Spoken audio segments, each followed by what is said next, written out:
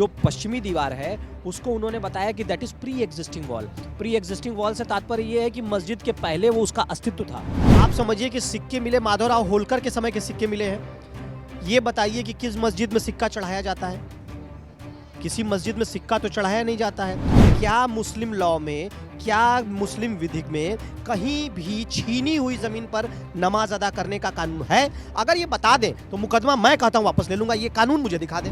किसी छीनी हुई जमीन पर नमाज अदा करते हैं तो वो नमाज हराम मानी जाएगी, उसे कबूल नहीं किया जाएगा। ये कुरान कहता है इनका।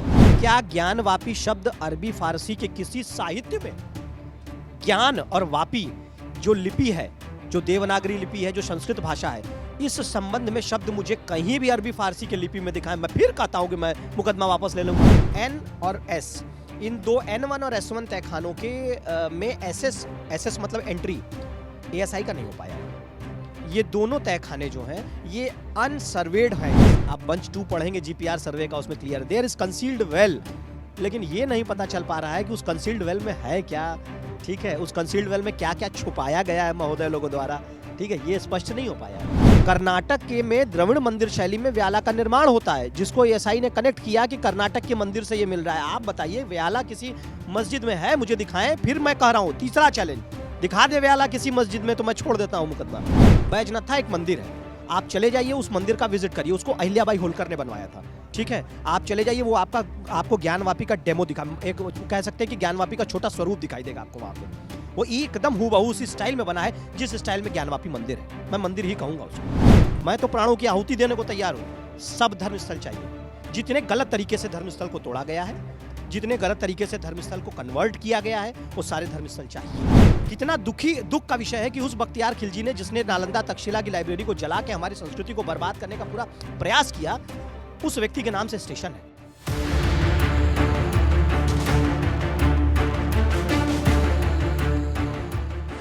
ज्ञानवापी का नाम आता है तो जहन में ये आता है कि मामला शुरू कहाँ से हुआ था, क्योंकि 30 साल बाद अब व्यास जी के तहखाने में हिंदुओं को पूजा करने का अधिकार मिल गया। लेकिन अभी 3 तहखानों को लेकर और बातचीत चल रही है। हिंदू पक्ष वो तहखाने भी खुलवाना चाहता है। ऐसे में जब ज्ञानवापी का जिक्र होता है तो ये होता है कि कहाँ से याचिकाएं डाली गई थी और कहाँ से इसकी शुरुआत हुई थी। तो आपको बता दें कि राकेश सिंह ने सबसे पहले याचिका डाली थी और उन्होंने ही इस मामले को आगे बढ़ाया था। और हिंदू पक्ष की तरफ से, राकेश सिंह के पक्ष की तरफ से अधिवक्ता अनुपम जी थे और अभी भी वो इस मामले में केस लड़ रहे हैं। तो उन्हीं से बात करेंगे, वो इस वक्त हमारे साथ मौजूद हैं। अनुपम जी, बहुत बहुत स्वागत है। धन्यवाद धन्यवाद। सबसे पहले तो केस के बारे में बताइए, शुरुआत से जो पहला केस था और फिर अभी वाले मामले को लेकर। देखिए, राखी सिंह व अन्य बनाम उत्तर प्रदेश सरकार व अन्य एक मुकदमा दाखिल हुआ था अगस्त सन 2021 में। वो मुकदमा ज्ञानवापी परिसर में श्रृंगार गौरी व अन्य देवी देवता जैसे भगवान हनुमान, भगवान गणेश और दृश्य व अदृश्य देवी देवता जो वहाँ पर हैं। देखिए, दृश्य और अदृश्य से संबंध ये है कि हिंदू शास्त्र में देवताओं को निर्गुण भी माना गया है, सगुण भी माना गया है। और जब आप पूजा पाठ करने बैठते हैं तो आप ये समझिए कि आप एक दृश्य देवता की पूजा करते हैं और इस मानसिक रूप से अदृश्य की भी पूजा करते हैं कि और भी जो देवी देवता हैं वो हमारे पूजा को ग्रहण करें और हमें आशीर्वाद दें। तो जो देवी देवता दिखाई दे रहे हैं वो और जो नहीं दिखाई दे रहे हैं वो, और वहाँ जो परिसर है उस परिसर में जो परिस्थिति बनाई गई है उस परिस्थिति को चेंज कर हमारे पूजा पाठ को इस्टेब्लिश करने की पोजीशन बनाई जाए, इस संबंध में ये मुकदमा वर्शिप के लिए डाला गया। उस मुकदमे में शुरुआती दौर से अगर आपको बताऊं, एक क्रक्स में, तो सबसे पहला जो एक मेजर डेवलपमेंट आया वो मई 2022 में आया।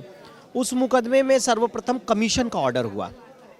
उस मुकदमे में जब ऑर्डर हुआ कमीशन का, तो लोकल कमीशन गया, जो ऑर्डर 26 में जाता है, तो लोकल कमीशन गया और लोकल कमीशन की रिपोर्ट जब आई, क्योंकि लोकल कमीशन में एडवोकेट कमिश्नर जाते हैं, उसके साथ जो है वादी प्रतिवादी और उनके अधिवक्ता, ये सब हम लोग गए थे।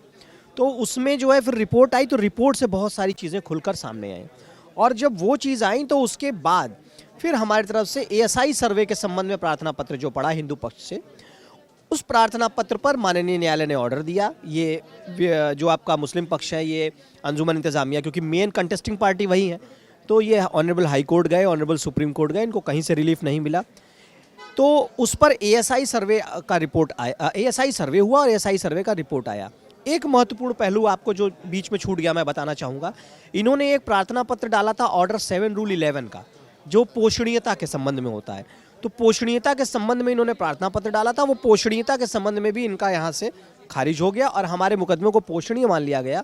इनका 2-3 ग्राउंड था, प्लेसेस ऑफ वर्शिप एक्ट को लेकर, वक्फ एक्ट को लेकर, राइट टू वर्शिप को लेकर, लिमिटेशन को लेकर, कई सारे विधिक बिंदु थे।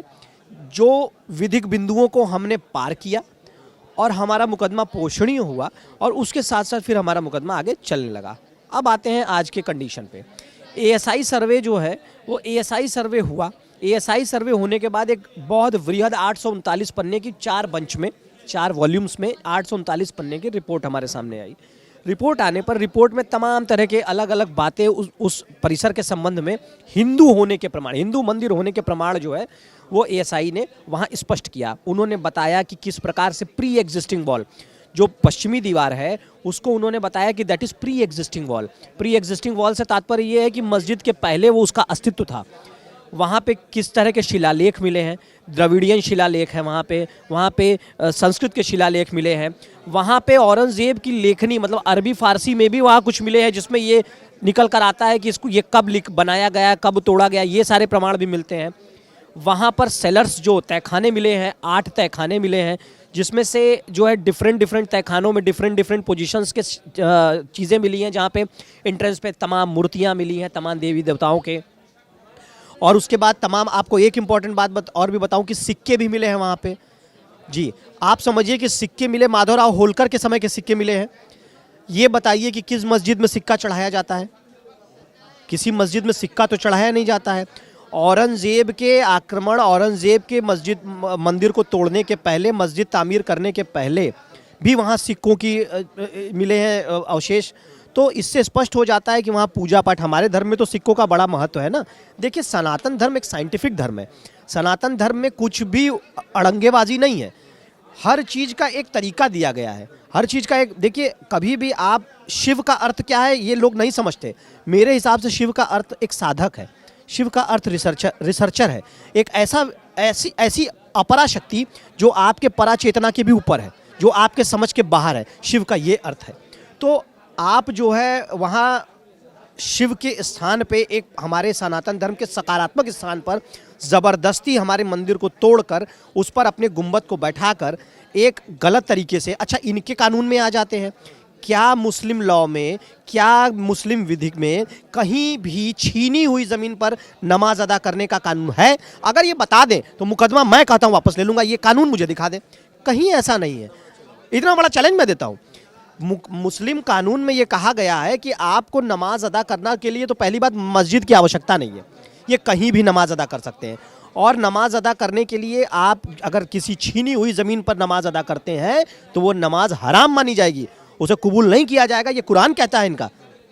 बड़े बड़े मौलाना लोग बैठकर बड़ी बड़ी बात करते हैं, इतने बड़े बड़े राजनेता, जो मुस्लिम राजनेता हैं, वो बड़ी बड़ी बात करते हैं कि 6 दिसंबर होगा, वो नवंबर 2019 होगा, बाबरी नहीं भूलेंगे, ये सारी बातें बड़ी बड़ी करते हैं।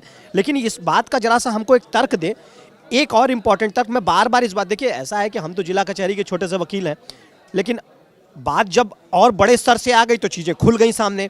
क्या ज्ञानवापी शब्द अरबी फारसी के किसी साहित्य में, ज्ञान और वापी जो लिपि है, जो देवनागरी लिपि है, जो संस्कृत भाषा है, इस संबंध में शब्द मुझे कहीं भी अरबी फारसी के लिपि में दिखाएं, मैं फिर कहता हूं कि मैं मुकदमा वापस ले लूंगा। मुझे दिखा दें। दूसरा चैलेंज, ज्ञानवापी शब्द मुझे दिखा दें, कहीं पे, कहीं दिखा दें। ये इसको शाही मस्जिद कहते हैं।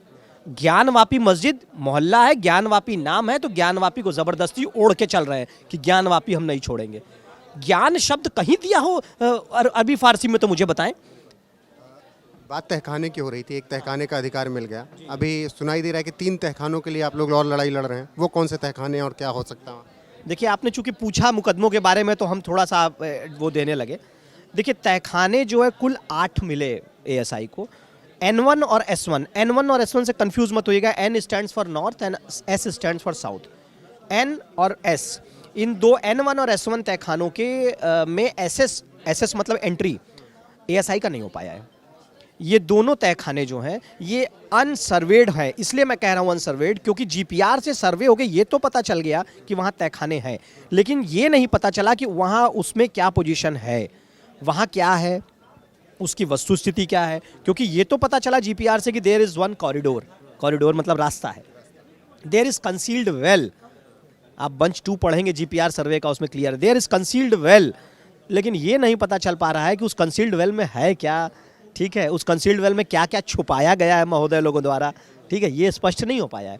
और उसका विरोध भी ये करते हैं कि भाई अगर खुलेगा तो सच सामने आ जाएगा। तो इसका भी कर रहे हैं कि जो एएसआई की रिपोर्ट है वो हिंदुओं के पक्ष में ही क्यों आ जाती है हर बार। देखिए ऐसा है ना कि एएसआई एक इंडिपेंडेंट संस्था है, एएसआई सर्वे कर रही है, एएसआई सर्वे करके जो सामान है उसके आधार पे वो अपनी फाइंडिंग दे रही है। आप उसको रिबट करिएगा, मैं मना कहाँ कर रहा हूँ, कानून में आपके पास रेमेडी है, आप बिल्कुल रिबट करिएगा, कोई इशू नहीं है हम लोगों को, जो कानूनी व्यवस्था आप करिएगा। लेकिन जो तथ्य है वहाँ पर, वो पश्चिमी दीवार को आप क्या करेंगे? आप बताइए, व्याला किसी मस्जिद में होता है? कर्नाटक के में द्रविड़ मंदिर शैली में व्याला का निर्माण होता है, जिसको एएसआई ने कनेक्ट किया कि कर्नाटक के मंदिर से ये मिल रहा है। आप बताइए व्याला किसी मस्जिद में है? मुझे दिखाएं। फिर मैं कह रहा हूँ तीसरा चैलेंज, दिखा दे व्याला किसी मस्जिद में तो मैं छोड़ देता हूँ मुकदमा। फिर मैं कहता हूँ उनसे, कहीं नहीं दिखेगा सर आपको। व्याला का निर्माण सिर्फ मंदिर में होता है। उसके बाद पश्चिमी दीवार की जो नागर शैली की जो स्ट्रक्चर है वो किसी मस्जिद में होता है। आप यहाँ घूम जाइए, जितने पुरातन और जितने इंपॉर्टेंट वो हैं, जहाँ जहाँ इन्होंने तोड़ तोड़ कर बनाया है, जागृति वाशेश्वर में चले जाइए, या मैं सबसे बड़ा उदाहरण आपको देता हूँ। एक जगह है यहाँ पे बैजनाथा, बैजनाथा एक मंदिर है, आप चले जाइए उस मंदिर का विजिट करिए, उसको अहिल्याबाई होलकर ने बनवाया था, ठीक है। आप चले जाइए, वो आपको ज्ञानवापी का डेमो दिखा, एक कह सकते हैं कि ज्ञानवापी का छोटा स्वरूप दिखाई देगा आपको वहाँ पे। वो एकदम हूबहू उसी स्टाइल में बना है जिस स्टाइल में ज्ञानवापी मंदिर है, मैं मंदिर ही कहूँगा उसको, ठीक है। तो तहखाने का जो विषय है उसको हम लोगों ने खोल कर, ताकि वो चीज़ें सामने आ जाए, इसलिए हमने प्रार्थना पत्र दिया है। क्योंकि ऑनरेबल कोर्ट ने ऑलरेडी संपूर्ण परिसर के सर्वे के बाद में गए, तो जब वो 2 तहखाने बचे रह गए और कुछ रिमेनिंग पार्ट्स और भी हैं, तो वो बचे रह गए, तो फिर सर्वे कंप्लीट कहाँ हुआ? इस विषय पर हम लोग दोबारा खड़े हो रहे हैं। सवाल एक वर्शिप एक्ट की बात हुई और फिर आपने एक मंदिर का और जिक्र कर दिया कि वहाँ पर जाइए ऐसे ही स्ट्रक्चर आपको मिलेंगे। वर्शिप एक्ट को लेकर अब बात ये हो रही है कि इसे रद्द कर दिया जाना चाहिए। राज्यसभा में हरनाथ सिंह यादव बीजेपी के सांसद, उन्होंने कहा कि इसको रद्द कीजिए और हमें सब और मंदिर चाहिए, 3 से काम नहीं चलने वाला, काशी मथुरा और अयोध्या ही नहीं, और मंदिर चाहिए, वर्शिप एक्ट रद्द कीजिए। आप मानते हैं कि रद्द किया जाना चाहिए वर्शिप एक्ट? देखिए वो कानून ही नल एंड वॉइड है, इसलिए कि वो कानून जो है, अगर हम कॉलोनियल लॉ को फॉलो करते हैं, अगर उस कानून को भी ध्यान में रखा जाए, तो एक लैटिन फ्रेज होता है उबी जस इबी रेमेडियम, where there is grievance, where there is right there is remedy. Right तो दिया आपने, ग्रीवांस तो पैदा कर दिया आपने, लेकिन रेमेडी की बात उस एक्ट में आप नहीं करते हैं, तो इसलिए वो एक्ट ही बेकार है। जहाँ पे ग्रीवांस होता है वहाँ उस ग्रीवांस को क्रॉस करने का एक हडल तो देंगे, आपने हडल बना दिया, हडल को क्रॉस करने का तरीका नहीं दिया, तो वो तो अनकॉन्स्टिट्यूशनल लॉ है, पहली बात। दूसरी बात, जहाँ तक बात जो है राज्यसभा के सदस्य महोदय ने कही है, मैं माननीय महोदय से एकदम इत्तेफाक रखता हूँ। मैं तो प्राणों की आहुति देने को तैयार हूँ। सब धर्मस्थल चाहिए। जितने गलत तरीके से धर्मस्थल को तोड़ा गया है, जितने गलत तरीके से धर्मस्थल को कन्वर्ट किया गया है, वो सारे धर्मस्थल चाहिए, और उसके लिए हम कटिबद्ध हैं। इसलिए कटिबद्ध हैं क्योंकि ये हमारे संस्कृति और हमारी सभ्यता पे चोट है। कितना दुख का विषय है कि उस बख्तियार खिलजी ने, जिसने नालंदा तक्षशिला की लाइब्रेरी को जला के हमारी संस्कृति को बर्बाद करने का पूरा प्रयास किया, उस व्यक्ति के नाम से स्टेशन है। कितना दुखद विषय है। बख्तियार स्टेशन है, बख्तियार आप जानते होंगे, कितना दुख का विषय है ये। तो हमको तो सारा धर्मस्थल हमारा चाहिए, जिस धर्मस्थल को इन्होंने ज़बरदस्ती तोड़कर हमारे सीने और हमारे संस्कृति पर चोट पहुँचाई है। कहाँ रहेंगे? नहीं, ये रहे भाई, इनको रहने के लिए कौन मना कर रहा है? इनकी जो ज़मीन है, जो समाज है इनका, ऐसा है, देखिए समझने की बात समझिए, जब राम जन्मभूमि में का भी फैसला आया तो 5 एकड़ ज़मीन इनको दी गई। हम हैं सेटलमेंट के लिए तैयार, आप बैठे तो सही, ऑन द टेबल आए तो सही, हम हैं हर चीज़ के लिए तैयार, लेकिन अपनी चीज़ों को नहीं छोड़ेंगे। अपनी चीज़ों को न छोड़ने के शर्त पर सेटलमेंट ऐसा नहीं होगा कि हाँ आप पार्शली रह लीजिए और हम इम्पार्शल, ये नहीं। सेटलमेंट का मतलब है हम अपनी चीज़ को छोड़ने को तैयार नहीं है। हमें 1 इंच भूमि हम इनको अपनी नहीं देंगे। जितना धर्मस्थल है सबको लेंगे और पूरा प्रयास करेंगे सबको लेने का, जिसको गलत तरीके से कन्वर्ट किया गया है। धन्यवाद Anupam. Thank you so much. तो ये थे हमारे साथ हिंदू पक्ष ज्ञानवापी के अधिवक्ता अनुपम जी, और उन्होंने विस्तार से बताया कि किस तरीके से वर्शिप एक्ट को लेकर और जो तहखाने हैं जिनका सर्वे होना बाकी है उनको लेकर जानकारी दी। फिलहाल अपने सहयोगी पिंटू के साथ मैं रोहित पांडे, वाराणसी।